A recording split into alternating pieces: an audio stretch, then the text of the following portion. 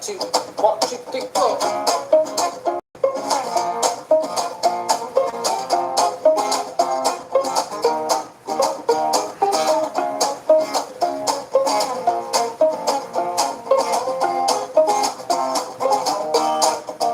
Prepare the way. All these people make straight a path. For Yeshua's coming back, so we lift up as the mighty voice. Hosanna, hallelujah, Hosanna, hallelujah. Prepare the way. All these people make straight a path. For Yeshua's coming back, so we lift up as the mighty voice. Hosanna, hallelujah, Hosanna, hallelujah.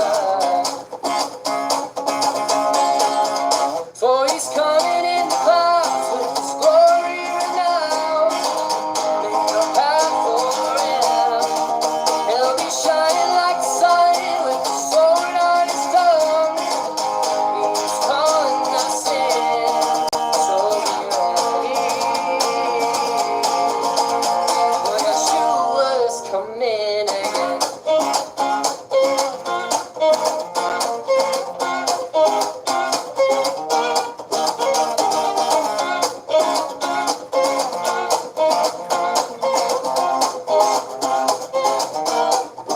Prepare the way. All these people make straight a path. For Yeshua's coming back, so we lift up as a mighty voice. Hosanna, hallelujah, Hosanna, hallelujah. For he's coming in the clouds with his glory renowned. Make a path for him. He'll be shining like the sun with the sword on his tongue. He is calling us in, so be ready. For Yeshua is coming again.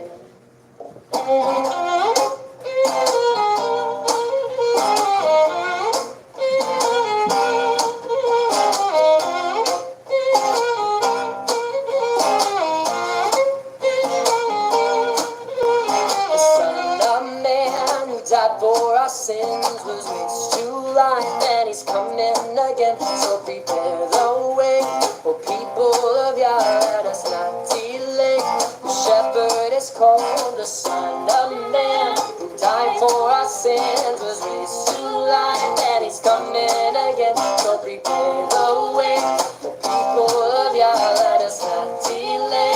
The shepherd is called the Son of Man who died for our sins was raised to life, and he's coming again. So prepare the way, O people of Yah, let us not delay. The shepherd is called the Son of Man who died for our sins was raised to life, and he's coming again. So prepare the way, O people of Yah, let us not delay. The shepherd is called, for he's coming in the clouds with his glory renowned.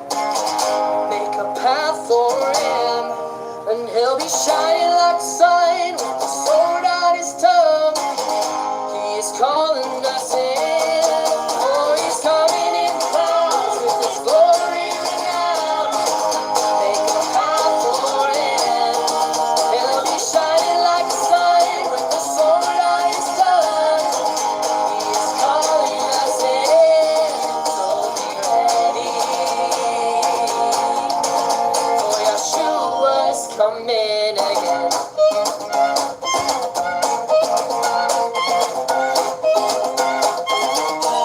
He's coming in again.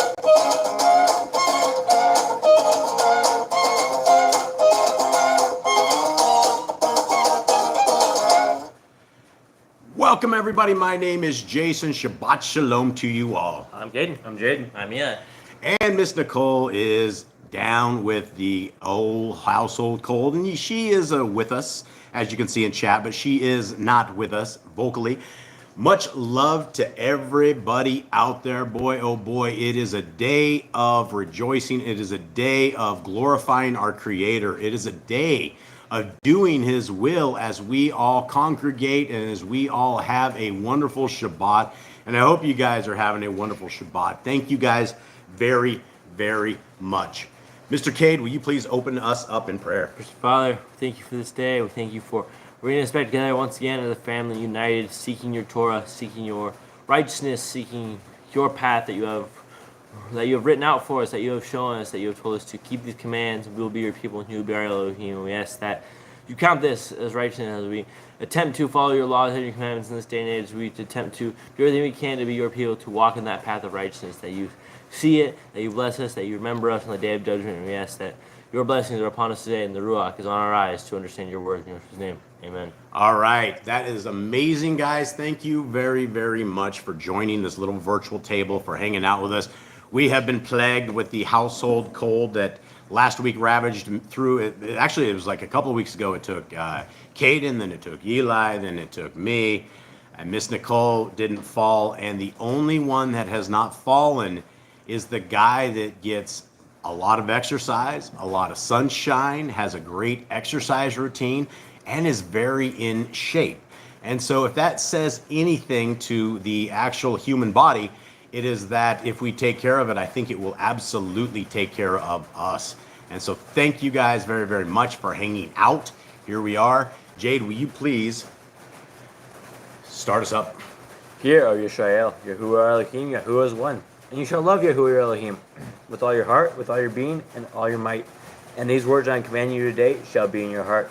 And you shall impress them upon your children. You shall speak of them when you sit in your house, and when you walk by the way, when you lie down, and when you rise up. And shall bind them as a sign on your hand, and they shall be fronts between your eyes. And you shall write them on the doorposts of your house and on your gates.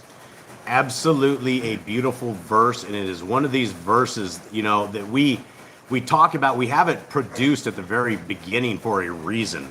Because if you are looking for a religion, if you are looking for a way forward, if you're looking for something, first of all, I would ditch all the religions and I would stick only to scriptures. And this is what our family and I believe, is that we believe the full book, from the first page to the very end of the book, and as well as all the Apocrypha. Because when you read it, and you read it over and over and over, you find that there is a common theme. And the common theme is not something that we've been taught. Because with 40,000 plus different Christian religions, 500,000 other different religions out there, they all fall under that R word, and it's called a religion. And we don't follow a religion. We follow the way of our Creator, and it's not a religion. It is a walk.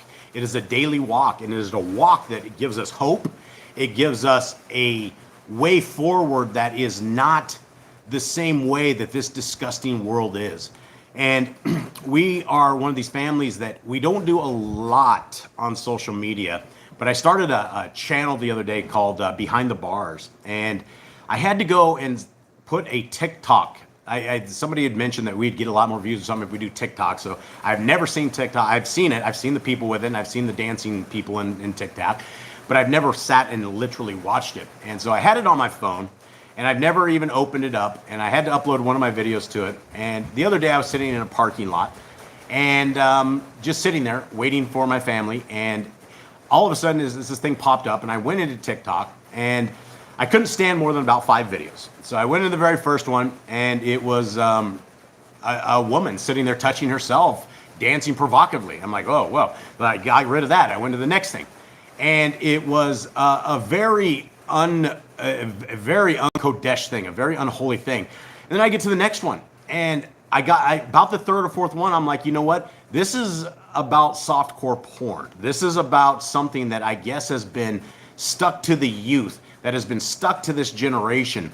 And I shut her down, and I'm done. I'm like, you know what? This is absolutely, completely a worthless world that we are living in right now, because when you look at what you can do on TikTok, this wasn't available when I was a kid.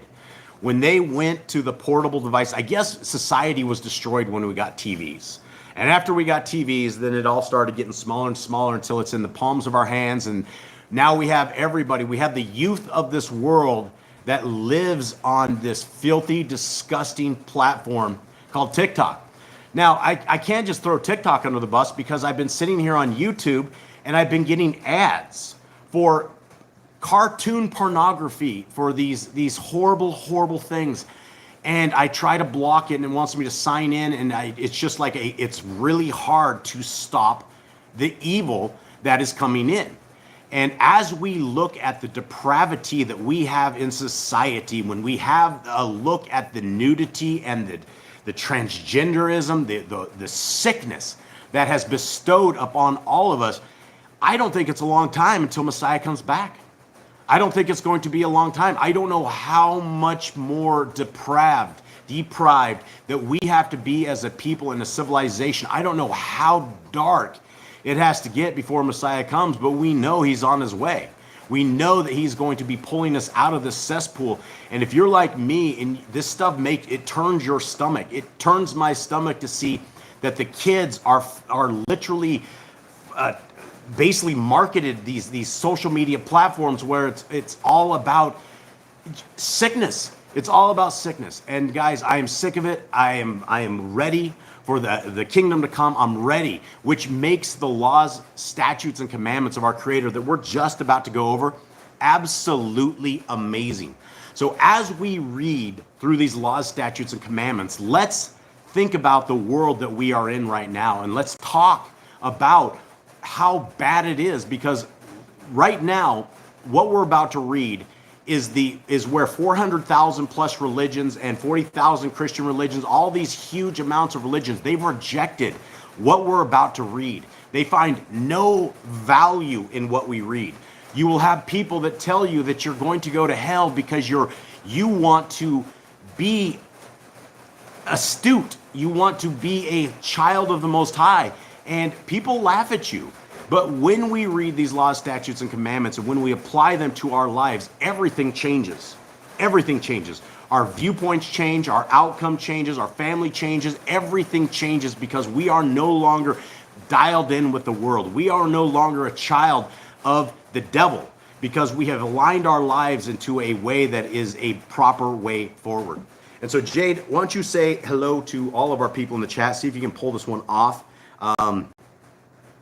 What? You don't have chat? No. Oh, okay. Well, I'll just pull up my chat. Listen, I'm going to try this, guys. All right. A shout out to everybody. Miss Nicole usually does this. Let's see if my old eyes can actually see this. Cindy LJ, much love. Shout out to Jerry and Dolly. Shouts to Sarah Baker and her family. Hope you're doing well. Husband's there. Hope he's doing well too. Hope he's listening in. Much love. America, much love to you. I think it's a sis. Maybe it's a dude. Either way, much love to you. Charles, much love.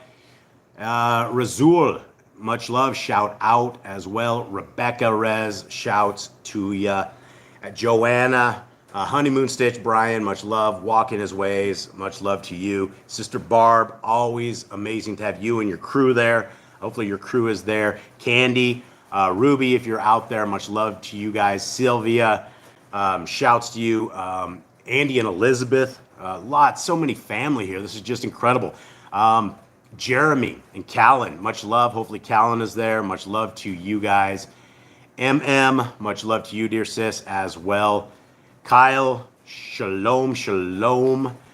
I think Mama CA is there. I have a guy, Weez HR, much love. It's Heidi from Arizona. Much love to you, Heidi, from Arizona. And I see Mama CA there. I see Spider-Man. I see that's Worldwide Widow. Much love to you, brother man. Wow, there's a lot of people I know. This is like real family, like right here. This is amazing. The Grand's in here. Much love, Graham. Rick Johnson, what is up, brother man? How you doing? I think I made it. Okay, if I missed you guys, please accept my apologies. And for those who watch in the future, much love to you. It's a shout out. This is a big family. How do we know who our family is? Well, our family are the people who love the laws, statutes, and commandments of our Creator. And that is not a tremendous amount of people, but we are blessed, we are baruched to have all of you guys sitting around this table so that we can celebrate our Creator and His day. So as we go through it, let's begin with these beautiful laws, statutes, and commandments, the greatest things we have ever been given. I will call these the unbondage laws because everybody else calls them bondage. I will say they are absolutely not nailed to the cross, and they are nailed to my heart. They are nailed to my mind. Hopefully they are nailed to the frontlets between my eyes so that I'm able to see this world through the lenses of the Torah. And the Torah simply means the way forward, guys. It means literally the way forward. It's not laws, it's not regulations, it's not rules, although they are, because they are part of our instruction guides for life. And it's up to us to either write them on our hearts or to discount them. And when we discount them, we become a child of the devil. So here we are. Be fruitful. Multiply. Replenish the earth. Subdue it. I've been over the fish, fowl, and every living creature. They are bearing every trees for food. Man and woman should build their own families. Master sin. Everything moving that lives shall be food for you. Do not eat the blood. Walk before me and be perfect. Guard Yahuwah's covenant, laws, statutes, and commandments. And that's absolutely reiterated many, many times, guys. That's like one of the biggest commands that we have out there. Every male shall be circumcised at 8 days old. Teach your children the commands and guard the way of Yahuwah. Remember Yahuwah's name for all generations. Keep the Passover, Pesach. Keep the feast of unleavened bread, festival of matzah. There's one Torah for the stranger and one for the Hebrew. Sanctify all firstborn to Yahuwah. There are no mighty ones before Yahuwah. You shall not make graven images. Do not bring Yahuwah's name to naught. Keep the Shabbat. Honor your parents. Do not kill. Do not break wedlock. Do not steal. Slow down, fellas. Do not make false accusations against your neighbor. Do not covet anything of your neighbors. Do not make an altar from rock that a tool has touched. Do not go up to the altar by the steps. If a man steals cattle, he shall restore it 5 times. Yahuwah's laws for criminals. Do not lie with beast. No sacrifices to other Elohim. Do not oppress the stranger, fatherless, or widow. Do not charge your brother interest. If you borrow your neighbor's raiment, return it to him before sunset. Do not curse the ruler of your people. Do not eat what is torn of any beast. No false report. Do not follow a multitude of evil. Do not judge righteously against the poor. Bring back your enemy's cattle if you find it going astray. Help the animals of your enemy. Stay away from rumors and gossipers. Take no bribes. Do not oppress a stranger, love the stranger. Give your land rest in the 7th year. Hold on. I'm multitasking here. I got to check it out. What you were saying about TikTok, brother, didn't you? I never installed that. I never want to. Yeah, you shouldn't install. John is talking about that TikTok on that. You should never. TikTok is I mean, this is if you took this thing back to like in the 80s and you showed people, this would absolutely be softcore porn. Absolutely trash. It's absolutely infiltrating the eyes, hearts, minds of our children. It is a mess. And yeah, the grand. This is a weird bug. This is one of these weird things, and you know, they're always up there with these little airplane things, spraying stuff all over us all the time as well. Which I wonder if you know, it always has to do with part of our sickness as well. Yeah, and Joanna says it's a shame that her kids are on TikTok. Yeah, it's. I was so shocked. I was so shocked when I saw TikTok. I was so blown away, and I come from the streets. I'm a ghetto guy. I'm a thug, and that still appalls me, and I just cannot believe what's out there. And then you know, I don't think that's the only thing. I don't think we can just beat on TikTok because I mean it's all over the place. It's essentially social media is probably a soul destructor. If you just let your kids on these things and let them go, it's probably over. And I don't know if you'll ever get them back. These things are things that people should never see. The stuff I saw, even in the 4 videos, I can't get rid of. I still see the horrible spandex and the horrible stuff that I should have never seen. And it ruined my mind simply by looking at 3 or 4 videos. And you got these kids, they'll sit there on TikTok all day long. And it's I don't even know what the point of TikTok is. It looks like an idolatry. It looks like graven images. It looks like you make yourself into a graven image and you want everybody to sit there and celebrate your nastiness. Is all I can see with TikTok. Okay, so Jerry in Dolly says, what app are you reading from? That is the Yah Scriptures. If you guys go to yahscriptures.com, Miss Nicole will pop it in there. This is only for the Google platform, the iOS platform. They wanted $1 gazillion to ever do it for Apple stuff. So if you have like a Google app, you can just download this. It has all of the books and everything. It's a free copy on that. Android device. What did I say? Google device. Google. It's the Same thing. Yeah, same thing. For those who don't understand. And then I think it's Heidi. My son took it off his phone because of the porn. I did not bring my kids up in Torah as we went to the Christian church. It made me thankful that I can barely say it, he heard the talks we had as he grew up. Yeah, and that's not it. It's not it's I did 3 of the 5 videos that I saw when I had the TikTok experience were something that would leave your kids wondering about things they shouldn't know about until after marriage. That is the bottom line of what I saw, and it was so foul and so vile. And knowing that TikTok is meant and marketed for kids, this is straight out of the devil's handbook. This is straight out of the playbook for the devil. Once you get your kids into this, how do you get them to stop? And Heidi's kid seems like he was smart enough to figure this out, but I don't know if that's even possible. So, all right, so here we are. Let's continue on, fellas. Are we going to give your land rest in the 7th year? Yeah. Do Probably. not mention any pagan names. Keep the feast of Yahuwah. Do not cook your goat in his mother's milk. Obey the messenger Yahuwah sends before you. Do not bow down to other Elohim. Serve Yahuwah. Do not make no covenant with other Elohim or outsiders of the land. Do not make or use anointing on a normal person. Do not make or use of perfume on a normal person. Do not eat the fat. Do what you say you are going to do. Return what is your neighbor's. Obey Yahuwah's dietary laws. All right, so let's talk real quick. This isn't something like too crazy, but I talked to a lot of brothers and sisters in chains, and I was telling you guys a story about Tom a while ago, and how Tom he's in solitary confinement. He'll never get out of prison, but he ended up with a pet mouse. And I remember an old satanic show from way back in the day. I think it was called The Green Mile, where this guy had a pet mouse. And so Tom was telling me today. I was responding to his letter today, and he said a mother pregnant. He woke up and a mother pregnant mouse was beating up his little baby mouse. So he grabbed the mother mouse. He's like, I didn't do anything to it, but I saved my little mouse and I got rid of it. So in the dark depravity land of prisons, these are the kind of things that most people on the outside have no idea what goes on. And so these are all things that always lead us into these conversations of cling food, not cling food. And the cling food thing is something that really, really, really gets most people, especially coming out of Christianity. They don't understand anything because I'm down with the conclusion that anything in religion, I'm basing everything as a cult. Even though when I did a definition of a cult was something like a small group of people that believe something of a religious nature that wasn't real. Well, that's the same thing that we have here, because we have people eating shrimp, shellfish, all of these unclean critters, and they don't care. They don't even know. And so this is why these laws, statutes, and commandments are very important, so that we do understand what is cling, what is not cling, and how we should act. This is all about dialing us in for the kingdom to come and making sure that we are ready. This is our resume. Are we willing to keep these laws, statutes, and commandments and be obedient to every last aspect that we possibly can, or do we just not care? And majority of the world, I think, just doesn't care. Continuing on. Go on with that. We going to keep the day around obey Yahuwah's hygiene laws. Yeah, Joe, let me jump into chat too, because since I have chat here, you guys are going to get doomed today. TikTok in church and world teach us to be a fool and match Lucifer Strongs. Yeah, opposite of Messiah. Yeah, TikTok is, it is definitely a church thing, right? Everybody loves TikTok. Nobody teaches against this. Nobody says this is the most corrupt, evil thing that you've ever heard. Facebook as well. Joanna talks about Facebook.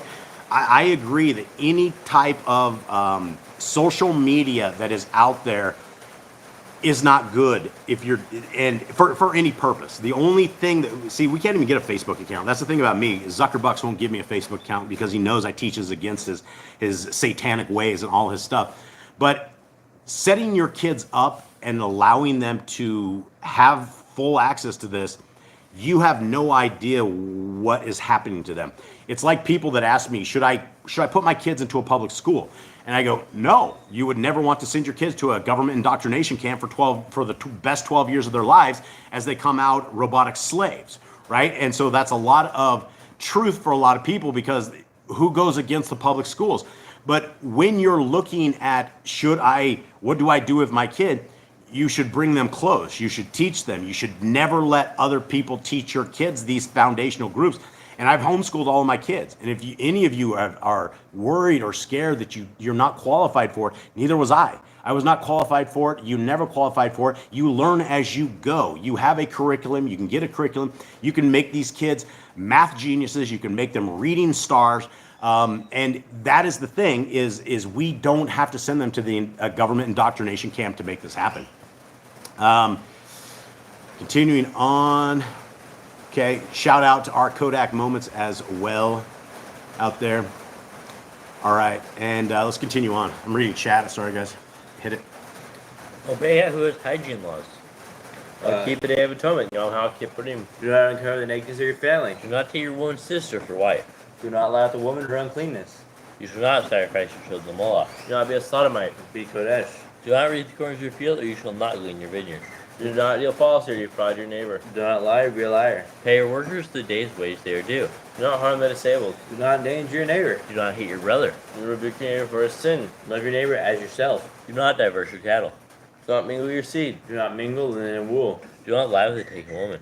Do not eat the fruit of the trees for 3 years. Do not practice sorcery. Do not round your beard to the corners of your head. All right, hold on. So John McFarland Jr. says, yeah, that is tough. His question is, but how do you work and homeschool? That's the thing. I guess in a relationship where a man and a woman is together and you have one spouse that is at the house, which is, when you look at the world that we are in, they've taken all of our women who are the cornerstones of our house. They're the glue that holds the entire family together, and they beef them up and they go stick them out in the workforce, and they're working 8 to 5, and all of a sudden all our kids are latchkey kids, right? The dad's going to work, the mom's going to work, they come home late, everybody's on drugs, nobody knows what the kids are doing, anything like that. Sometimes we are stuck in places that we can't do things, but if you are able and you do have a wife or you do have somebody who is not working, then bring them back, because you're literally messing your kids up going into a public school. They will never come out the same. They will never come out what you want, and they're going to rise up. They're going to become very, very rebellious. The school system is not good. So I may not have an answer for that. Yeah, there's Sister Barb has an answer for it right there. Yeah, do evenings. They are saying here, teach in the evenings, work opposite shifts. So definitely things of that nature, right? That's why our Creator has created man and woman. That's why we have helpmates. That's why the perfect way to destroy the entire family is to get the woman out there working and having to make it. And a lot of times we can't do it. A lot of times we are single parents. Times that does happen. But if you are and you do have the blessings that you're still in that, you can make your way, right? You can absolutely do it. And there's no better investment in your children than when they are young. I promise you that. If you invest your time now, 8 or 9 years from now, you will very much be very, very happy with that. Yeah, kids come first in Yahuwah's world of teaching. Absolutely. And when you read scriptures, right, there's not a single place we ever have taken our kids to some indoctrination camp, right? There's certain things here and there. I think where did somebody took Abraham to like a school, one of Noah's school. It was Noah's school, right? Yeah. Somebody to Noah's school. Now, if we're talking about going to Noah's school, that's a little bit different. But if we're talking about going to these things where they indoctrinate your kids with robes in the classroom, that's ridiculous. So let's continue on, guys, before I get too out in the weeds. All right, hit it up. Do not cut yourself for the dead. Wait, no, did I scroll way too far down? No, that's No, all no, right. right. Yeah. Where are we? Do not get tattoos. Do not prostitute your daughter. Do not defile your temple. Do not consult the medium. Respect your elders. Have correct weights and measures. Do not walk in the manners of the nation. Keep the feast of first fruits, Shavuot, Omer Count, Pentecost. Keep the feast of trumpets, Yom Teruah. All right, I gotta stop kidding. So, John, the reason you would not want to teach them the difference between that, I mean, if you're saying that you should send them to school and then try to educate them a little bit further.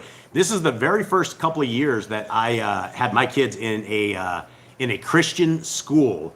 My kids came home and they learned all about sodomy. They learned all about violent kids. They learned all about taking on your elders. They learned all about how it is to be a bad kid. There was one kid that kept getting his name written on the board like 50 times. It was a big joke.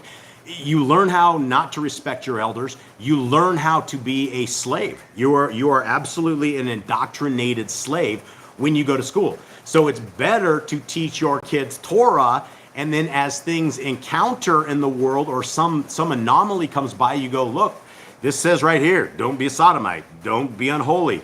These have correct weights and measurements, right? These are the things, but you wouldn't want to go the other way. You wouldn't want to put them out there and let them get all of this garbage and trash, because as a parent, they're going to come back, they're going to get you. I'm telling you, as they rise up, as they enter into the teenage years, and it may not be for all, not all, but some, it becomes very, very problematic. And so you would want to raise your kids up in the manners of Yah and not the manners of the nations. Continue on. Alright. If you blaspheme the name of Yahuwah, you shall be put to death. If you kill your neighbor's animal, you must give him another. Repay injury for injury. Honor the Yobel, Jubilee year. Confess your sins to Yahuwah and repay who you have trespassed against. The Torah of being a Nazir. Where is he on 400 garments? The law of whoever touches a corpse. Follow Yahuwah's law of inheritance. The law of keeping your oaths to Yahuwah. Do not add or take away from the word. Guard your soul. Learn to fear Yahuwah. You shall love Yahuwah with all your heart. Bind the laws upon your hand and the frontlets between your eyes. Write the laws on your doorposts. Do not tempt Yahuwah. Do what is right and good in the sight of Yahuwah. Do not be afraid of your enemies. Remember Yahuwah. Circumcise your heart.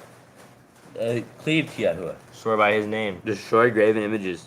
Do not make an idol of Yahuwah as the pagans do to their Elohim. Rejoice in Yahuwah is blessed you with. Do not do what is right in your own eyes. Do not harden the words of false prophets. Do not make any baldness between your eyes for the dead. You shall not eat any abominable thing. You shall give to a stranger clean food that dies itself, but you shall not eat of it. Give tithe of your increase of seed year by year. The law is the end of the 7-year release.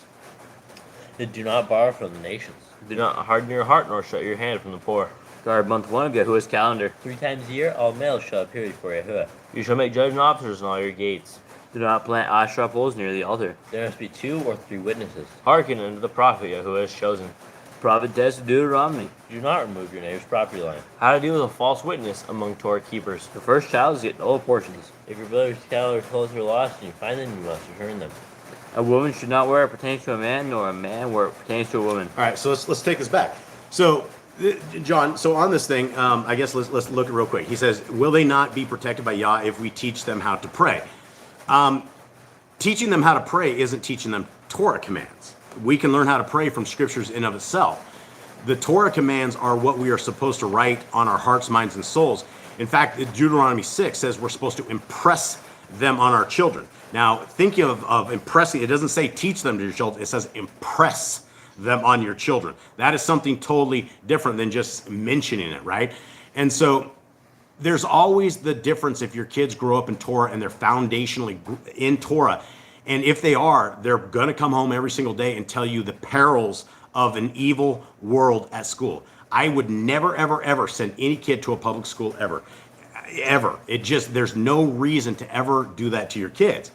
So, introduction to the Pledge of Allegiance, all worldly things. And right out of the gate, you are breaking Torah commands by having your kid put his hand over his heart and pledge his allegiance to the flag.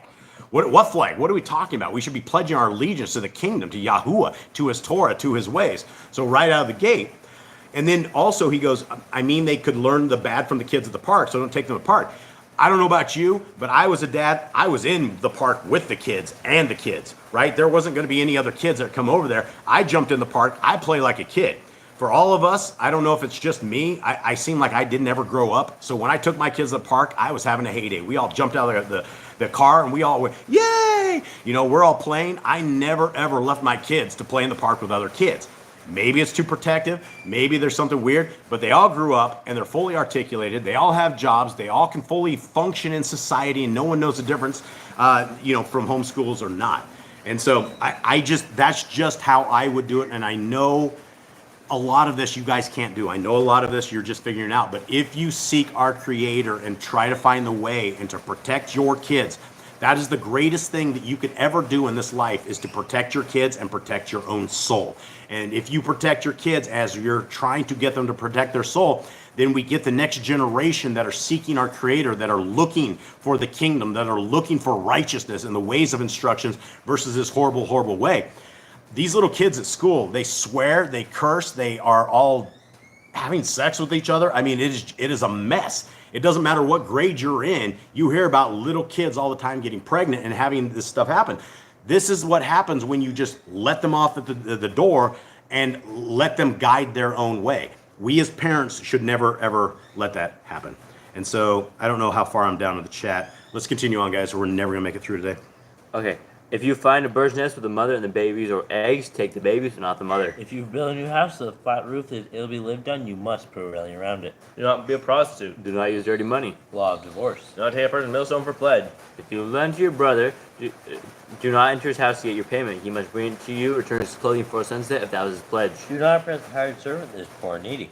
Every man shall go to death for his own sin. Do not go back with forgotten sheep in the field, leave for the stranger, fatherless, and widow. Do not muzzle your ox when he treads out the grain. Do not. If your brother dies and has no child, you shall take his wife and name the firstborn after your brother. At the end of 7 years, you are to read the Torah at the Feast of Sukkot. Yeah, so let's. Heidi just said is talking about that. Didn't mention that too, and yeah, the LGBTQRSTNLF. Alphabet gang. Yeah, whatever it is, whatever it is you identify as, whatever piece of the letter of the alphabet you identify as. Not only that, but let's take a look. About 10 years ago, they introduced the after-school Saintin program, and that went from, I think that was a long time ago. That was back when we were still in the States, and they had the after-school Saintin program. And literally, it's like people are like, well, if you have, a DECA club or you have the book buying club, then we might as well have an introduction to Saintin. And so you have all of these things that are around you. And if you think that there are children of the Gentiles that are Kodesh, it doesn't happen, because all these children of the Gentiles have watched rated R movies. They all know what sex scenes are. They all know what the world is like. And this is what we're trying to protect our children from, is not ending up down the same road that we all ended up as raging Gentiles. All of us. We came out of a raging Gentile world, worshiping the wrong Elohim, watching these horrible movies, and I have done damage to my kids because I let them watch stuff. Even though I homeschooled, I still let them watch TV, and I still to this day will say that was one of the worst things I have ever done for my kids, that I can see a lasting result for their entire life. It's on me. Okay, so here we are. Thank you guys. Thank you for the conversation. I hope this makes sense. I hope, this is a journey. This is a path. And it's not something that a lot of us can instantly change, but it is stuff that we can obviously change, and we can. Sometimes it takes work. Sometimes it flips your life upside down. When I started homeschooling my kids, I came home. I became the home dude. I did what I wasn't supposed to do. I sent my wife out to the workforce and made her answer calls at the ISP that it was my ISP. So we did a little bit different because I was good with teaching. I was ready to rock and roll and make it happen. But anybody can homeschool, guys. It doesn't take anyone. Even if you can't even read well, that's okay. You will be okay to do this. All right, so here we are right now. My dog's just all split. We are in the book of Leviticus.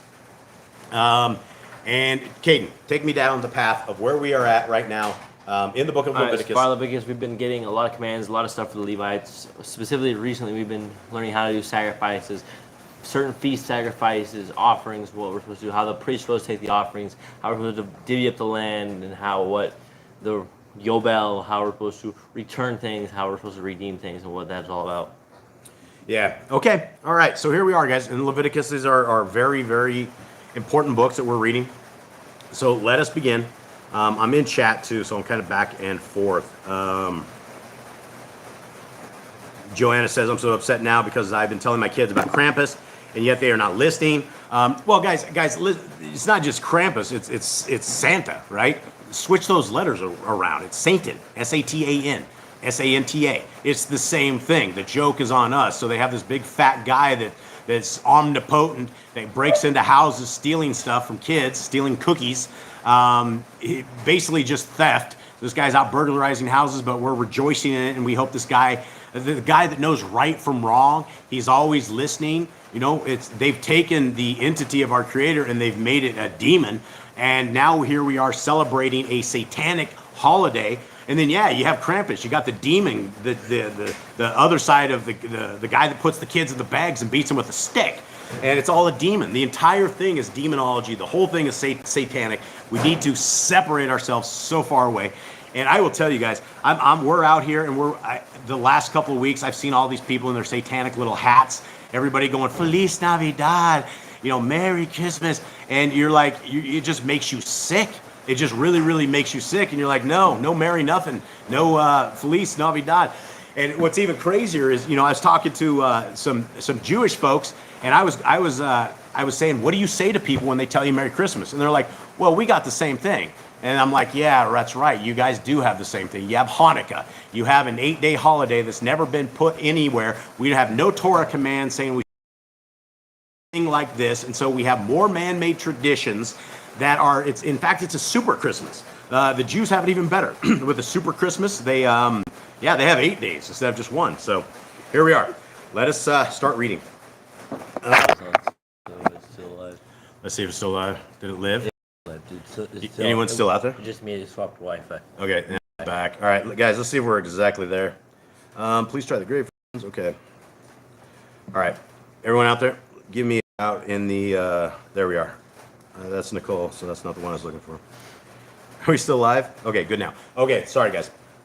Let's try this. Okay, here we are, guys. Leviticus 27.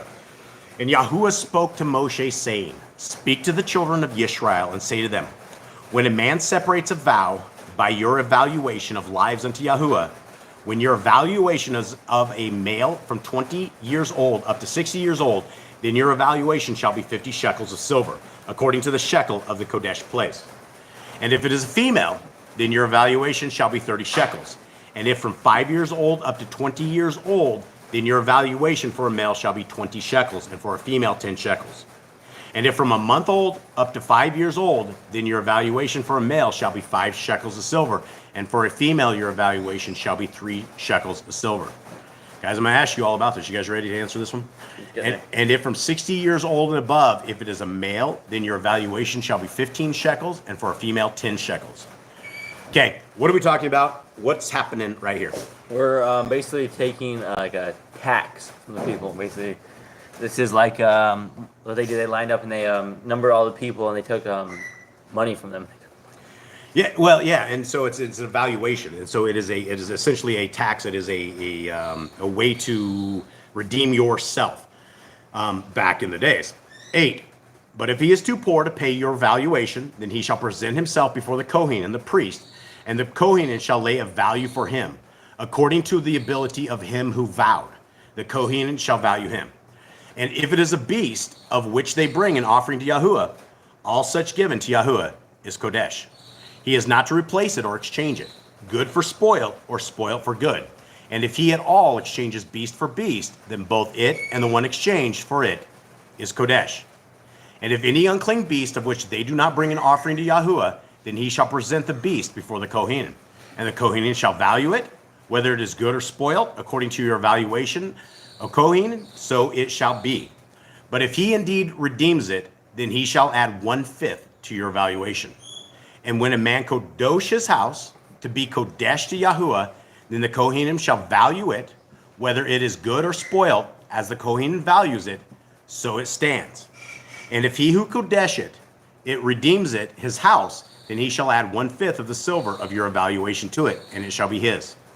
And if a man kodosh to Yahuwah a field he owns, then your evaluation shall be according to the seed for it, a comer of barley seed at 50 shekels of silver. If he kodosh his field from the year of Yovel, according to your evaluation, it stands. But if he kodosh his field after the Yovel, then the Kohen shall reckon to him the silver due according to the years that remain till the year of Yovel, and it shall be deducted from your evaluation. All right, so let us. I've seen is Rick asking us questions, or is he? Oh, okay. Sorry, I'm trying to get caught up here. Normally I have my helpmate here, but she's voiceless.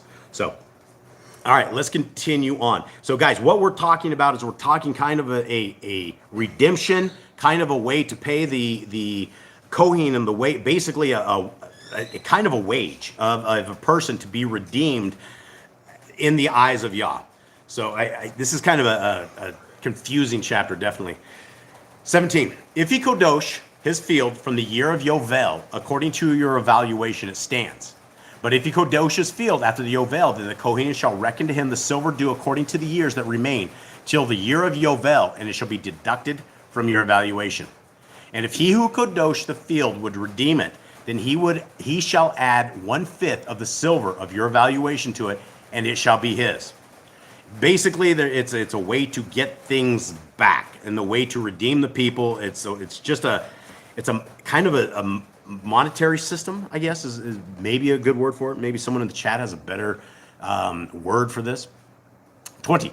And if he does not redeem the field, or if he has sold the field to another man, it is no longer redeemed.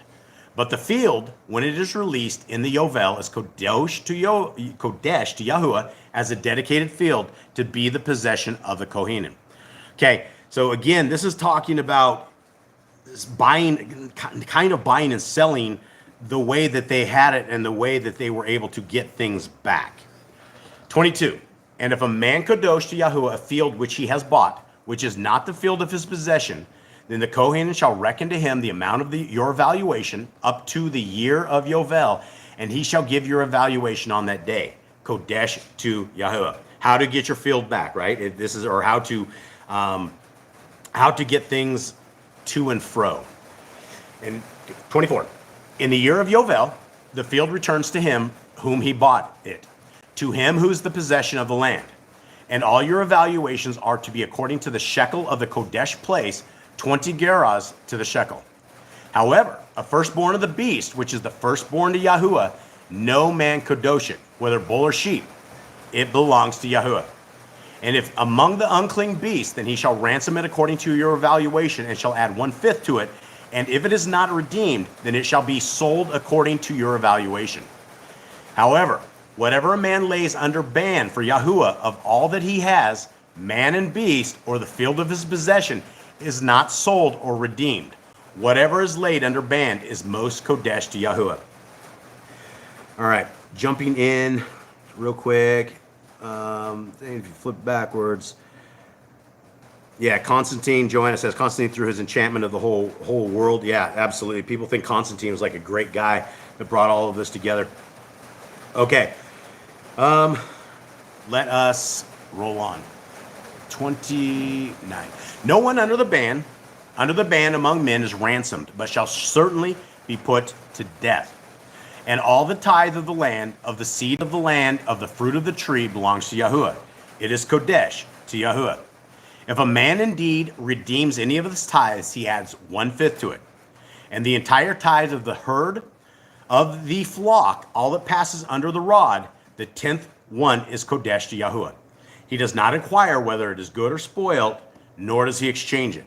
And if he exchanges it at all, then both it and the one exchanged for it are Kodesh. It is not redeemed. These are the commands which Yahuwah commanded Moshe for the children of Israel on Mount Sinai. Okay, so here we are again.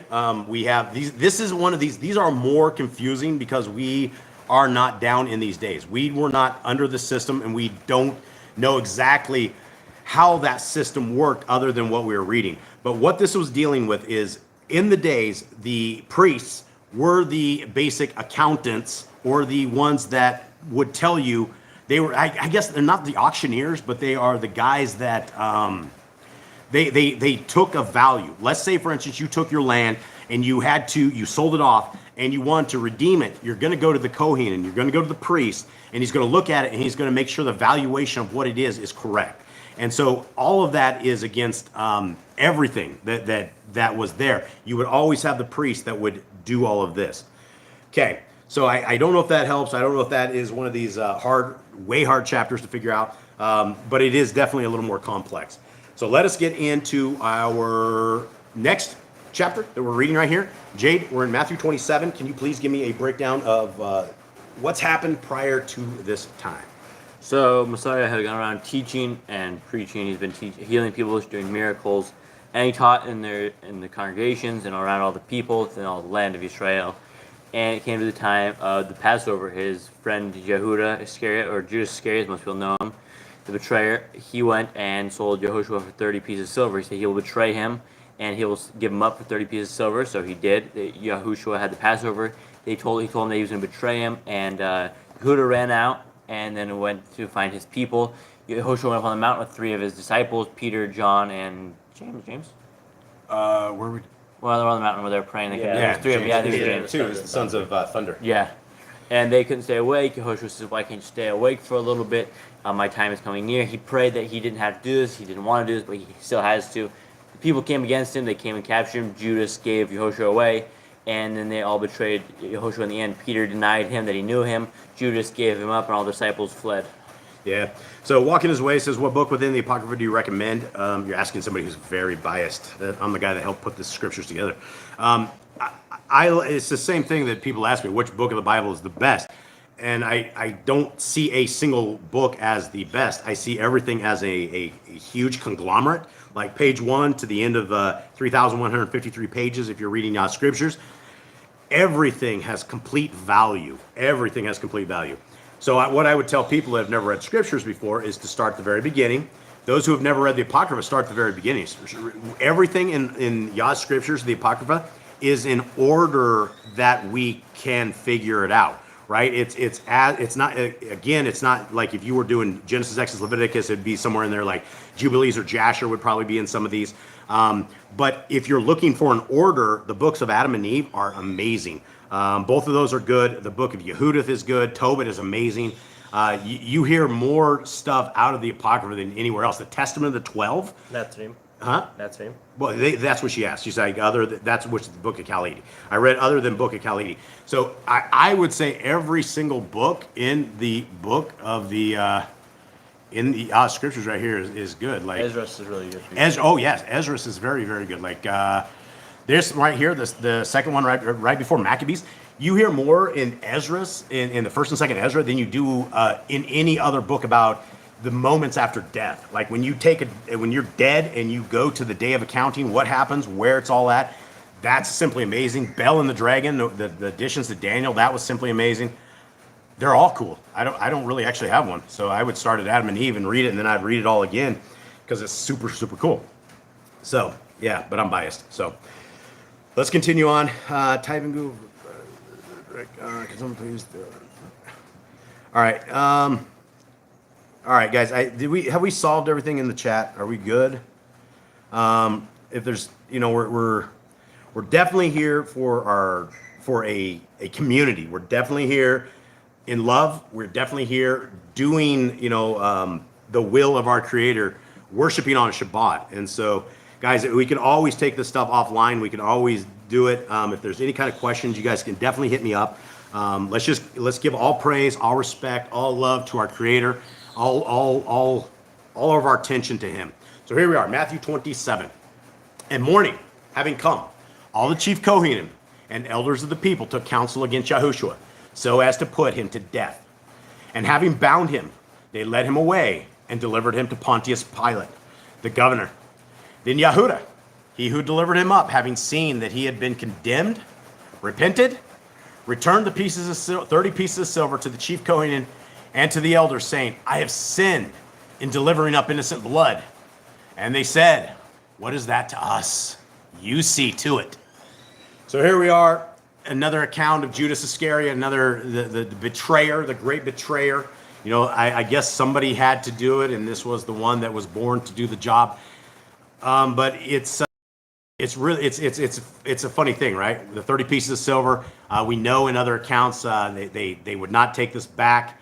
I think at one point, he might have chucked it at him or something of the sort, but it's his money. It's blood money at this point. And they couldn't take the money and they couldn't put it back in the treasury because they said themselves it was blood money. So these demons, or these men that are obviously controlled by demons or controlled by unclean spirits, have now taken our Messiah and they've thrown him, into the pits here. 5. And throwing down the pieces of silver in the Mishkan, he left and went and hanged himself. And the chief Kohanim took the silver pieces and said, it is not right to put them in the treasury, seeing they are the price of blood. So I'm a spoiler alert on this. Mm-hmm. What do you guys think? What do you guys think this would look like? What do you think? How did this go down for Judas? Do you think he just because we know the field? There's a field that's out there. Do you remember, what's the field's name? You want to remember the field's name? It's about to say in there. Oh, it's about to say. Okay, so what do you think this was looking like? Do you think he just took a rope out there? Was he by himself? Was it quick? I don't know. I imagine it was lots of regret. Lots of regret, and then just so much. Once you realize that you have taken the Son of the Most High. Now, do you think there's any repentance for this? Do you think he's hellbound? I don't know. I don't say there's only one forgivable sin, so. Even taking the Son of the Most High and doing this? I mean, he betrayed him, but he didn't. He wasn't the one who killed him. So Right. I don't know. Maybe he gets a second chance. I don't know. All right. What do you guys in the chat think? You think Judas is damned? Is it over for this guy, or is? I mean, Yehoshua chose him for a reason. He's obviously had some kind of holiness to him. I don't know about holiness. He obviously had a project, something to do, no doubt. So I don't know about the holiness. He was one of the 12. Well, he was, but he was also the accounting guy. He was the accounting guy that was always. Old tax collector. Yeah, the old tax collector. So was Matthews. Well, Matthew. He was the one who handled the group's funds. Yeah, the group's funds. This is the dude that was when Messiah was getting oils and perfumes and stuff put on. He's like, "What in the world's going on? That should be in my money book, fellas." Okay. He's done some traditions from his old life. Yeah. All right, let's continue on. And seven. Okay, so they took counsel and bought with them the potter's field for the burial of strangers. All right, there it is, potter's field, from my old memory. Therefore, that field has been called the field of blood until today. And I don't know if that exists. I don't know if today it works. If that's still the field of blood. Then what was filled was spoken by Yirmiyahu, the Nabai, saying, and they took the 30 pieces of silver, the price of him who was pierced, on whom they of the children of Yisrael put a price, and they gave them for the potter's field, as Yahuwah had ordered me. And Yahushua stood before the governor, and the governor asked him, saying, you are the sovereign of the Yahudim? And Yahushua said to him, you say it. And as he was accused by the chief Kohen and the elders, he answered not. Then Pilatus said to him, do you hear how much they witness against you? And he did not answer him, not one word, so that the governor wondered much. Yeah, this really, I'm not going to, I've only heard one thing like this. It literally came from a guy on death row that sat in jail for 6 years and never said a word. And his entire strategy was to get thrown into death row instead of just getting life in prison. And so this is something when people, having the story of Messiah, where Messiah is innocent, he is the Torah made flesh, he's everything that we should aspire to be, and he has all of these people against him. And I've often talked about this, that Messiah's walk was not an easy walk. It was not a walk of everybody embracing him and everybody loving him. You can tell from all the various stories that there was always affliction, there was always issues, and then all the way down to the bitter end, you had the people that are supposed to be his people. These are supposed to be his tribe members. And his tribe members are handing him over to the Romans. They didn't even have the gall of themselves to deal with this, which is why they handed it over to the Romans. And now we have our Messiah in the hands of the Gentiles getting ready to get owned. And it's such a hard story. 15. And at the festival, the governor used to release to the crowd one prisoner whom they wanted. And they had a well-known prisoner called Barabbas. So when they were assembled, Pilatus said to them, whom do you want that I release to you, Barabbas or Yahushua, who is called Mashiach? For he knew that because of envy, they had delivered him up. And as he was sitting on the judgment seat, his wife sent to him, saying, have not to do with that righteous man, for I have suffered much today in a dream because of him. Okay, so you have the helpmate of a judge, a guy who has the life of Messiah in his hands. And do you think this is weird? Like the woman would even be involved in this, right? Yeah, exactly. I'm sure she sees a lot what goes on, but her coming to him when he's like doing his judging thing, it says leave this dude alone, like somebody she doesn't even know.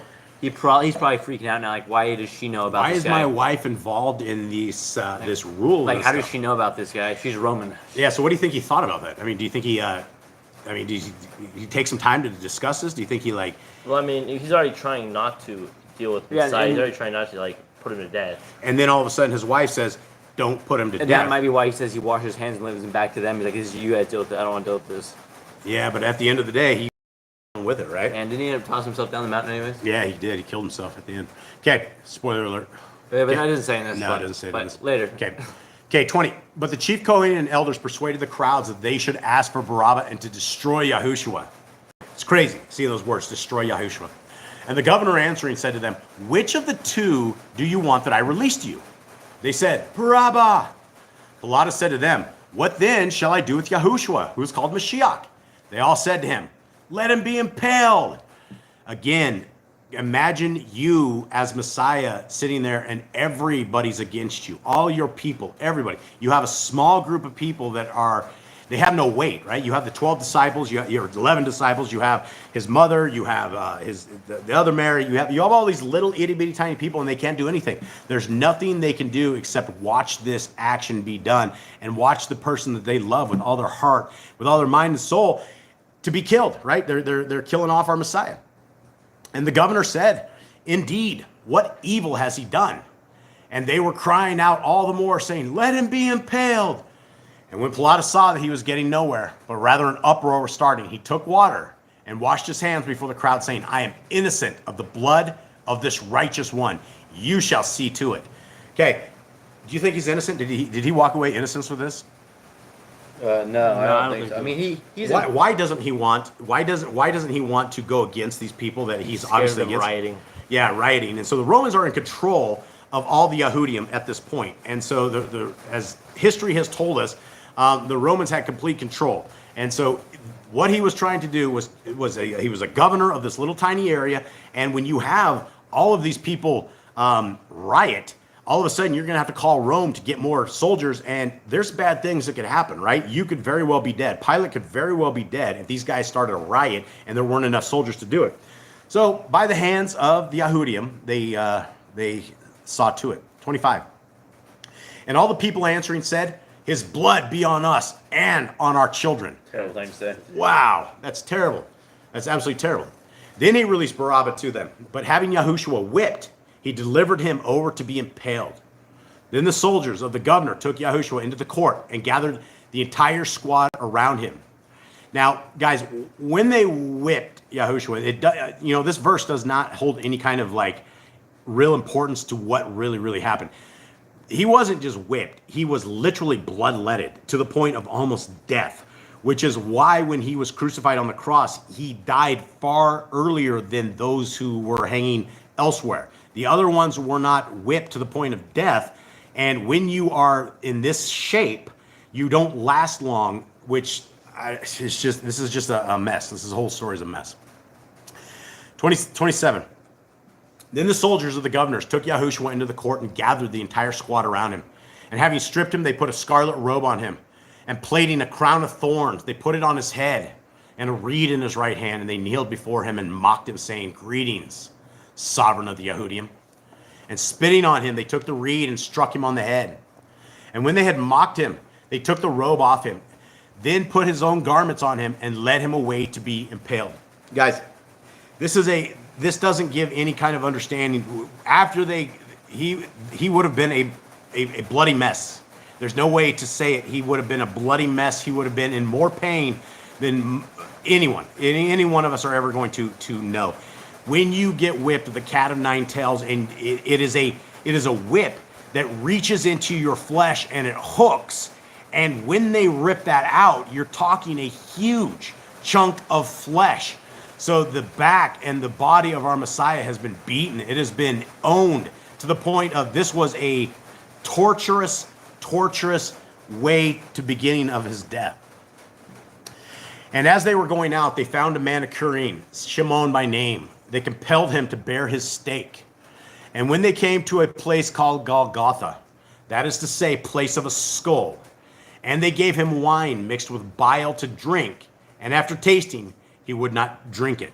Now, this drink that they were trying to get them to drink is something that it's supposed to be a painkiller.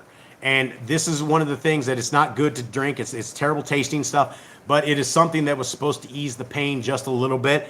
And Messiah spit that out. He would not drink it, which is something to understand, that Messiah wasn't there for comfort. He was not there other than for his Father's will. And his Father's will was what was happening right here. 35. And having impaled him, they divided his garments, casting lots, that it might be filled what was spoken by the Navi. They divided my garments among them, and for my clothing they cast lots. And sitting down, they guarded him there. And they put up over his head the written charge against him. This is Yahushua, the sovereign of the Yahudim. Then 2 robbers were impaled with him, one on the right and another on the left. And those passing by were blaspheming him, shaking their heads. And they put up over his head the written charge against him. This is Yahushua, the sovereign of the Yehudim. And likewise, the chief Kohanim with the scribes and elders mocking said, he saved others, he is unable to save himself. If he is the sovereign of Israel, let him come down from the stake, and we shall believe him. Imagine this, guys, right? Imagine this, right? Messiah is sitting here, and these guys, all the way to the bitter end, these people are mocking him, cursing him, making him feel even worse than what he obviously feels. Like this was a physical, a spiritual, a complete torturous death that our Messiah has had. And it was at the hands of the men. It was at the hands of the people. And likewise, the chief Kohanim with the scribes and elders mocking said, I actually did that, 43. He trusted in Elohim. Let him rescue him. Now if he desires him, for he said, I am the son, the ben of Elohim. And also the robbers who were impaled with him reviled him the same. And from the 6th hour there was darkness over all the land until the 9th hour. All right, what is the 6th hour to the 9th? What is that? I think the 6th hour is 12. Is it 12 to 3? Is that what it was? I think it was. If I'm wrong on that, guys, let us know. Yeah, so this is basically you had a like an eclipse, right? You had some sort of an eclipse. You had some sort of a supernatural event, and during an eclipse, I don't think eclipses actually go for that many hours. So all of a sudden, it went from daylight to darkness on the land, and that's when people were really figuring this out, I think. And about the 9th hour, Yahushua cried out with a loud voice, saying, Ele, Ele, lama sheveketane. That is, my El, why have you forsaken me? Now, these are one of these verses that, if you believe in the Trinity, if you believe that the Father is the Son and the Son's the Father, then we have a major problem, because he's sitting here talking to himself and he's asking himself why he's forsaken him. And also we have him in the Garden of Gethsemane, where he prays to somebody else. He asks his Father to take this cup if he's willing to take this cup. Continuing on, some of those standing here, having heard, said, this one calls Eliyahu. And immediately one of them ran and took a sponge and filled it with vinegar and put it on a reed and gave it to him to drink. But the rest said, leave it. Let us see if Eliyahu comes to save him. And Yahushua cried out again with a loud voice and gave up his spirit.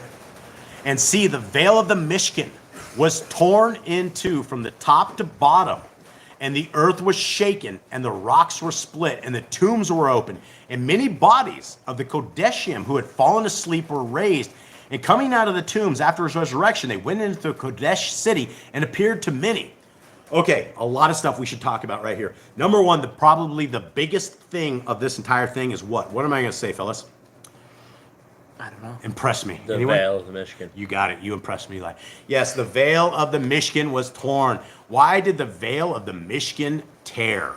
Well, that was basically what they did the sacrifices behind. And so since it tore, there was no need for sacrifices. Yeah, basically what happened is the priesthood left these guys that were sitting here, and it went to our Messiah. It went to our Melchizedek priest, who is now our priest for all time, the real priest. The Hebrews 8 priest, the priest that does not need any kind of, actually Hebrews 7, the priest that does not need any kind of sacrifice to atone for his sin, because he is perfect. He is the truth. He is righteousness. And so we have the veil in the Mishkan. We have the ceremony. We have the ways that the people were only able to get to the creator of the universe.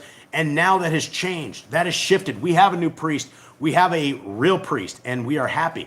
Now, let's talk about this. We have a whole bunch of dead people, and they just popped out of the dead. And what do you think that happened? What do you think that looked like? Do you think they fell over dead after this again, or do you think they lived on? Let's talk. I don't know. That's a weird one, because this is the only time mentioned in the Gospels in Matthew. So like they came back to life. They walked around for who knows how long. Maybe it was the full 3 days Joshua was in the ground, and then after Joshua came back, maybe that was it. Yeah, I don't know. Do you think these things lived? Do you think the people like stayed alive? I don't think they would have. These guys were walking, or these guys were coming out of the tombs, and I mean they went around. They appeared to many. Maybe it's like Lazarus. Maybe they got their lives back. Lives back, maybe. Maybe. So like, how far back are we going for the dead? Yeah, maybe. Oh, Grant says maybe they ascended. Maybe they did. That's a good point. They went back to sleep till Judgment Day, Brian says. Yeah, so that's interesting. Yeah, so very, very good stuff, guys. I don't know what happened to these guys. Very interesting, though. You're going to look at life different after this. And 54. And when the captain of those with him who were guarding Yahushua saw the earthquake and all that took place, they feared exceedingly, saying, truly, this was the bin of Elohim. And many women who followed Yahushua from Galilee, attending him, were there, watching from a distance. Among them were Miriam from Magdala, and Miriam, the mother of Yaakov and Yosef, and the mother of Zabadi's sons. And when evening came, there came a rich man from Ramathaim, named Yosef, who himself had also become a Talmud of Yahushua, a disciple of Yahushua. He went to Pilatus and asked for the body of Yahushua. Then Pilatus commanded the body to be given.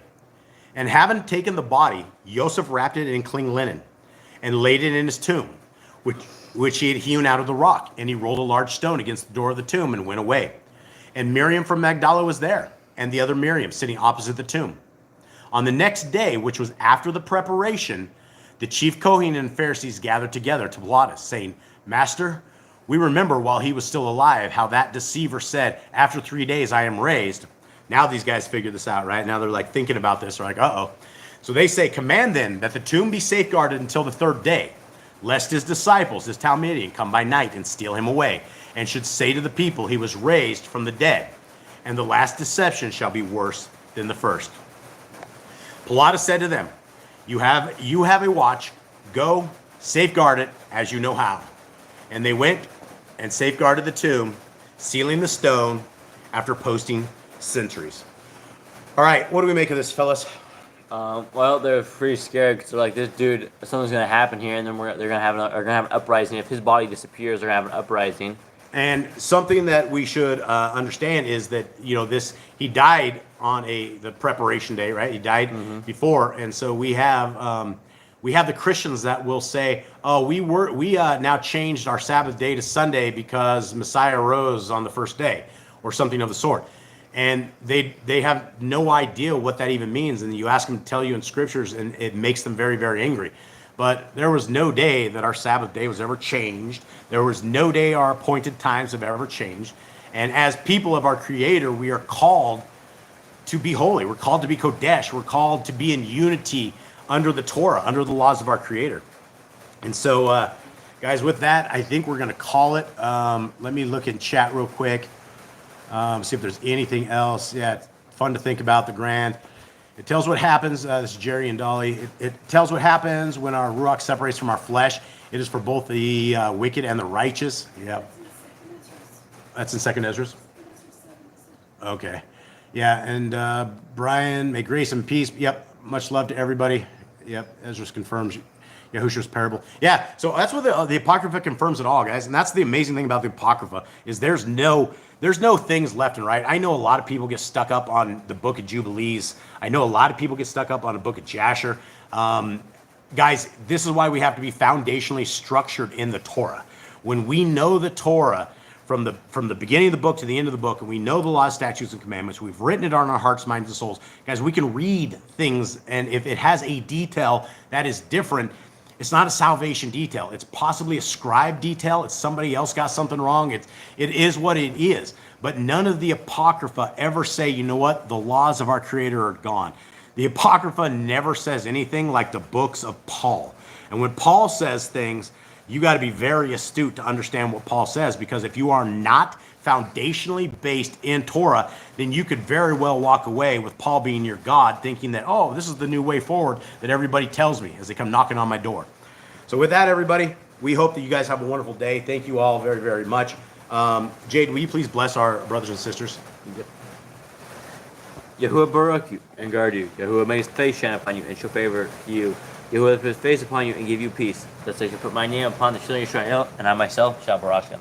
All right, guys, let's rend the heavens. Much love, guys.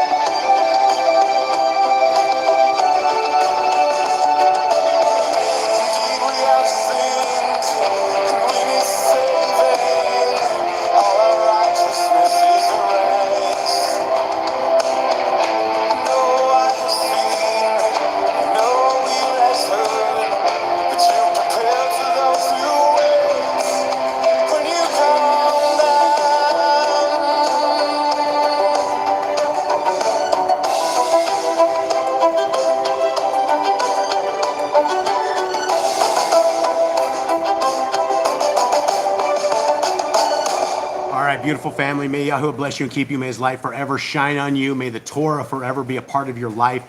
May Messiah Yahushua forever be our Savior and salvation. And may you guys all have a wonderful week, and we will see you again soon. Much love. Shalom. Shalom.